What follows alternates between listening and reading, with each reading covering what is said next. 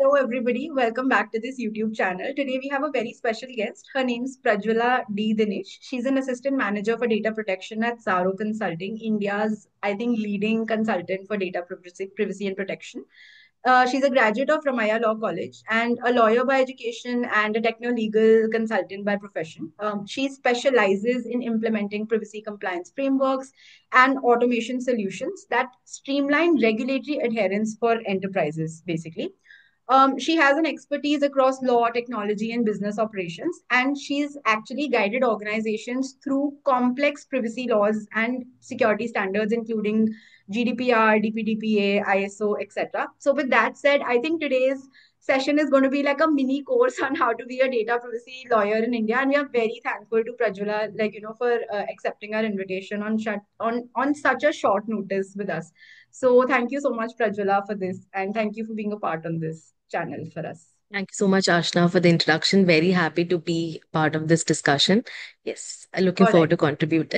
great, great. So I think let's quickly deep dive into the questions itself. So the first one is the biggest, I think, myth for all of us and the biggest query that what does a data privacy lawyer do in a law firm, in a big four, and in a consultant's office like Zaro yourself? Yes. Yeah, perfect. I think it is a very relevant question because as a lawyer, when you're entering into this space, we mostly think about law firms, but it is also that there are big fours and consultancy from firms like Saro Consulting, which look out for lawyers, right? So in a gist about what a privacy lawyer or a privacy consultant does is we essentially help organization comply with the data protection laws around the globe. It could be your EU GDPR that is there in European Union. Within India, we have India's DPTPA, right? Our job is to essentially safeguard the personal information and build frameworks around the law that helps the users and the data principles and the data subjects get the awareness and the transparency, right? Coming to the distinction that you had made, what does one do in a law firm versus a consultancy firm such as any Big Four or Saro? So in a law firm, technically all the tech lawyers operate in the TMT teams that we all know that is, and they're essentially looking at advisory on the regulatory requirements, be it the DPDP Act or GDPR. They look at product advisory and essentially help them in policies and procedure documentation. That could also, and also agreements, which is very essential, such as drafting data processing agreements. If there is any cross border data transfer that is happening, they ensure that the data transfer agreements are in place. So this is a gist about what a technology lawyer in a firm does. Whereas when you are a lawyer and entering a space of consultancy, there are certain nuances that gets added on along with interpreting the law as well as building the policies and frameworks. We work and often collaborate with a lot of teams, that is IT and the risk teams. What we do is we help build workflows and frameworks around these laws and help them implement on ground. This essentially happens in conducting assessments as a whole. We are responsible for conducting risk assessment. Within India, we have data protection impact assessment, analyzing the privacy and the security risks of any product or any service your client might be having, and also coming with up with a remediation plan for it and mitigate them. So essentially, in Big Fours, we analyze the laws, build frameworks, and design the systems for our clients to get compliant to the regulation. So this is the key differentiation between any law firm, lawyer, tech lawyer does, or a consultant in any Big Four or Saro works. Okay, okay, that's great. So basically, just to let's say sum this up, you mean to say that a lawyer in a law firm would mostly do advisory and agreements, and a big four or a consultant would help in the implementation part as well for the same thing. Absolutely. So that is why we use the term techno-legal consultant, Okay. whereas in law firm we use a tech lawyer. Right, right. That's great. That's pretty on point. Okay, so the next obvious question that okay, I've decided to be a data privacy lawyer. What internships can I do to become a data privacy? Now, where this is stemming from is that let's say if you want to be a corporate lawyer, you go intern with a law firm, go intern with a company secretary. If you're an arbitration aspirant, you intern with an arbitrator's office, a lawyer's office, a law firm's office. But this is not very clear for privacy. Where do we go and intern very specifically? Yes. Absolutely. So any professional who's trying to enter into this space can explore four different categories of internships that they can do. One is within a law firm. Every law firm, as I mentioned, they have a technology, media, and telecom practice. Try to get get internships with such teams. And now more so than ever, law firms are building a dedicated teams of privacy as a whole, data protection teams as a whole, right? So if you can work with them, that is one place where you can intern. Secondly, as big fours and consultancy firms as well they have cyber and privacy teams which offer internship, including my firm Saro Consulting, right? So these are the spaces that you can explore. We also have regulatory bodies and think tanks which we often do not think about. We have organizations like NASCOM, Data Security Council of India, DSCI, or Internet Freedom Foundation, right? So these are also the opportunities who do hands-on work. They work and collaborate with the government. They advise them. So these are also places that you should explore. And lastly is of course your in-house team. Every team, every MNC, and every startup or every organization now, or as they had legal in-house team, it is also an added job description for them to look at privacy now. So they also take internships for them. So these are the four areas that one could potentially explore. That's again very interesting. Like I think a very dynamic perspective on like, internships. Usually just one thinks of law firms and then there's a dead end after that. Yeah. But I'm glad there are four categories, one which can Mhm. explore. That's phenomenal. So again, next coming on Absolutely. to a corollary question to this, like what skills are required? So again, just to draw parallel for our viewers, like for example, let's say for corporate laws, basic agreement drafting, due diligence would be a necessary skill. For an arbitration lawyer, let's say drafting petitions and like having good oratory skills would be a skill set. For tech or let's say privacy in that sense, what would be a basic skill? Right. Again, I would like to break this into three categories. One is basic drafting and interpretation of law that is needed across all these, four places I mentioned. You need to know what the law says and how to interpret it, right? Be it drafting any privacy notice, cookie notice, your data sharing agreements, all of this requires you to be very strong in your legal skills and legal interpretation and drafting skills.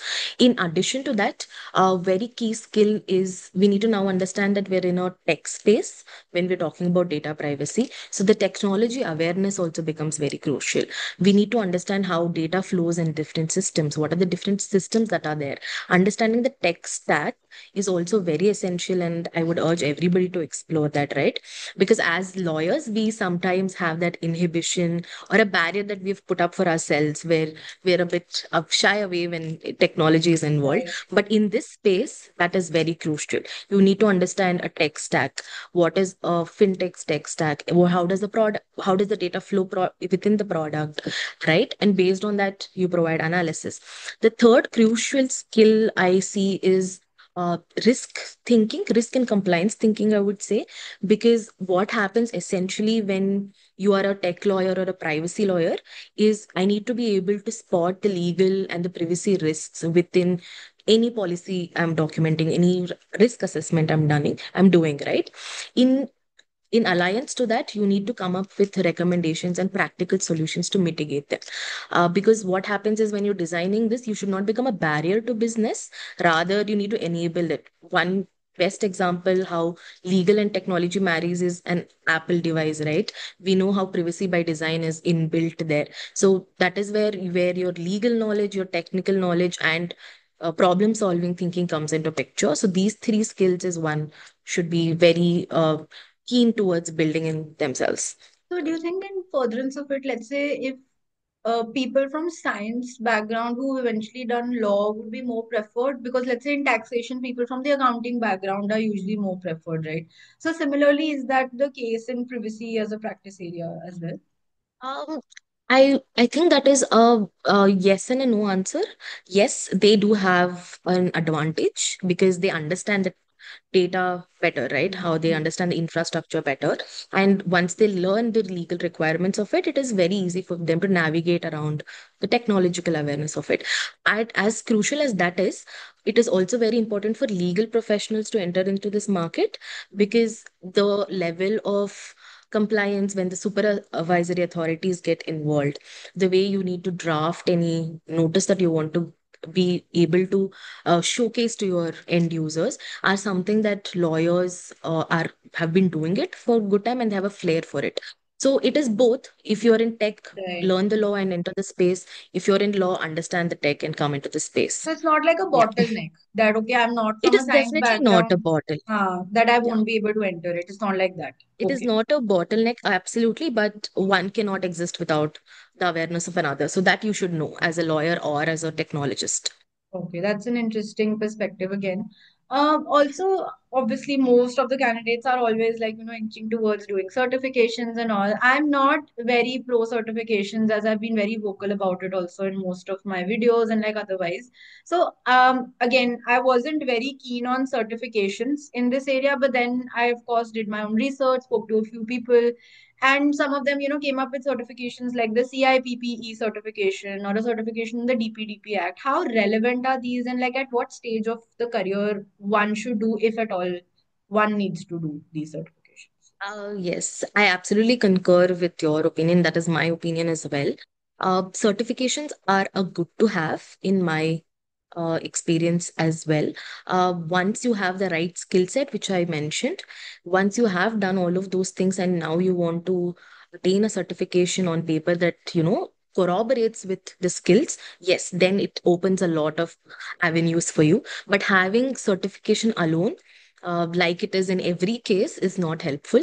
Um, as you mentioned, IBP is a globally recognized certification. If you choose to go for it, yes, please explore that because they do have certain value. I wouldn't say negate the fact that they do not have any value, but it has to be with the right set of skills. At the end of the day, skills is what will open doors for you. Right. Certifications help you in that. Yeah. So let's say somebody has zero skills as a student, they end up doing CIPPE properly and like, Mhm. like entering into the space. So do you think they can get any starter entry level job simply because they've done a certification? Do you think that's possible for somebody? Um, Simply no, but they can definitely get that interview maybe Okay. because they have that Right. certification and it also has to match with certain previous internships or research papers that they have done that Hmm. probably gets the table at the conversation, but in that interview or in any place that they go to, their skills will matter the most. Okay. How they interpret the law and how they understand the technology will speak for themselves. Okay. And let's say, how does one get an entry level job in this? Assuming, okay, like we've done, let's say, a few internships that you've told. Let's say maybe we've done like one random standalone certification here and there. But like, what are the activities? What are they seeing? Because I've seen some people getting into privacy directly with no internships in privacy also, and other people not making the cut even through like multiple internships. So like I don't think like corporate arbitration real estate, there's not a very straight jacket formula to enter into privacy at the entry level. So if you can just throw some light on either any activities or what are we looking at also at an entry level job here. Absolutely. I think that is happening because India is at that stage where privacy has just come and there's a lot of opportunities that is opening up, right? So right now, as I mentioned, internships, yes, that are the best way to enter into the market, assuming that you've not had the chance to do it.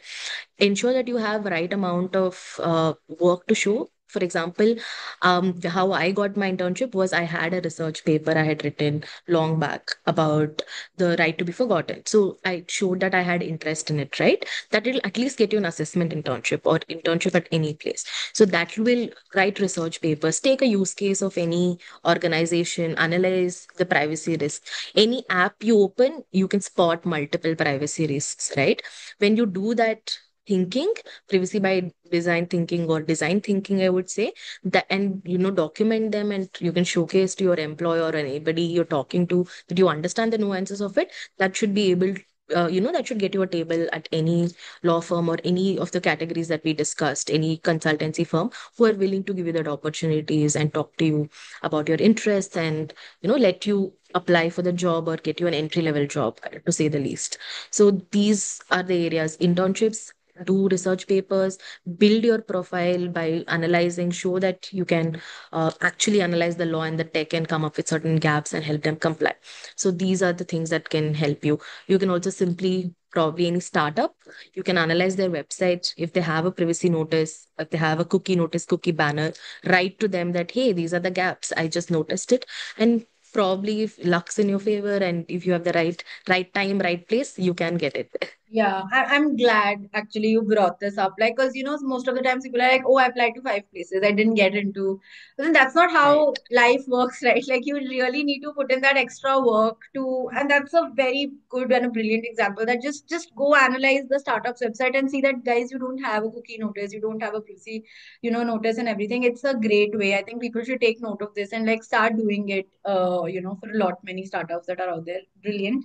I think just one more question around that, and considering you've already mentioned about the tech part that design thinking by design is important, and like just knowing the tech stack of, let's say, a startup or an organization is important.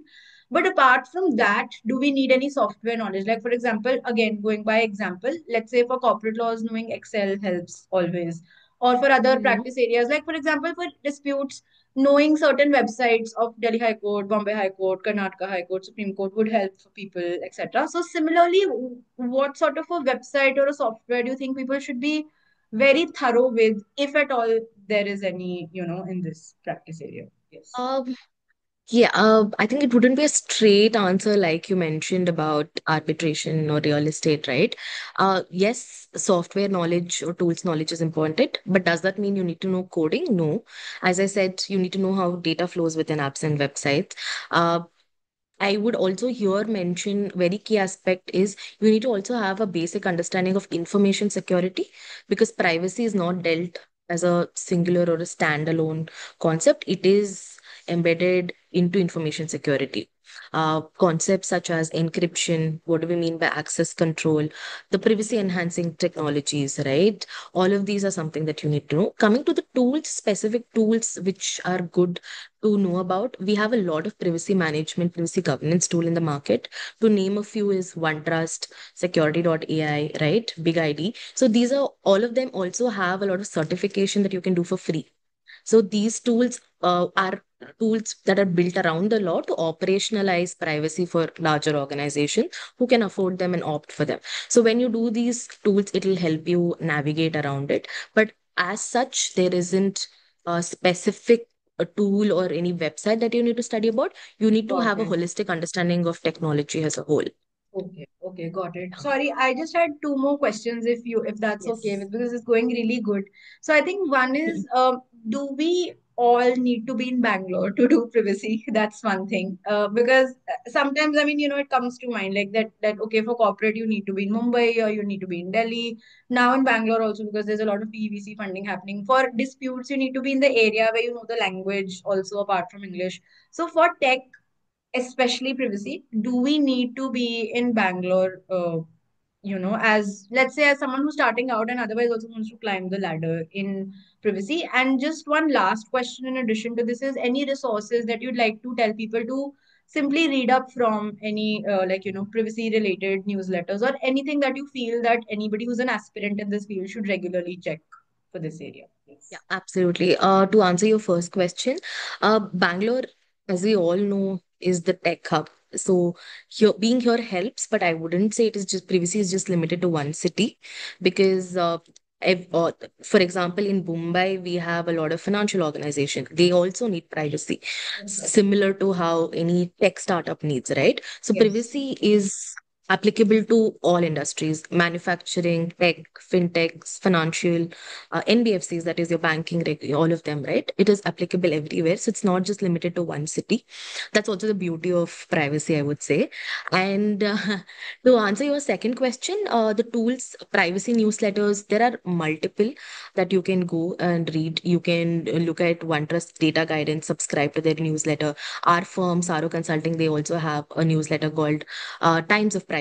So we regularly update that. So you can look at that. And you can also look at a lot of documents that the ministry is sharing right now, because as you know, there was a business requirement document around consent that came out very recently that delves deep into how consent should be collected and how it should be managed, right? So keep an eye on these places on just in general.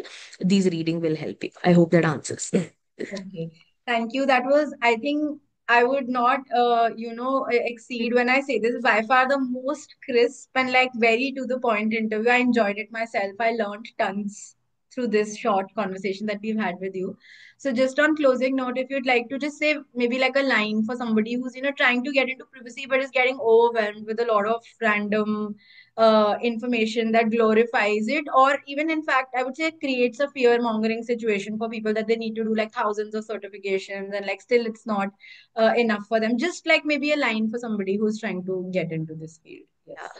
Absolutely. I think pick your niche, and once you've picked your niche, just work around it. Get the basics right, because anywhere you have the fundamentals right, you can always upskill yourself to the newer technologies. Having the fundamental rights is the core, and I think you should be fine. And with India, this is the right time to enter this space.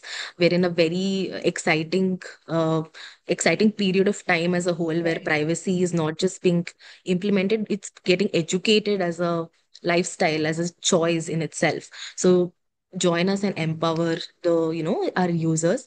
And yeah, lastly, Ashna, as much as I enjoyed this interview a lot, and I hope all your listeners can take away a few things from this. And Right. yeah, very happy to I'm be here. sure they'll take away a ton from this. Thank you so much. So with that said, I think we'll conclude the session.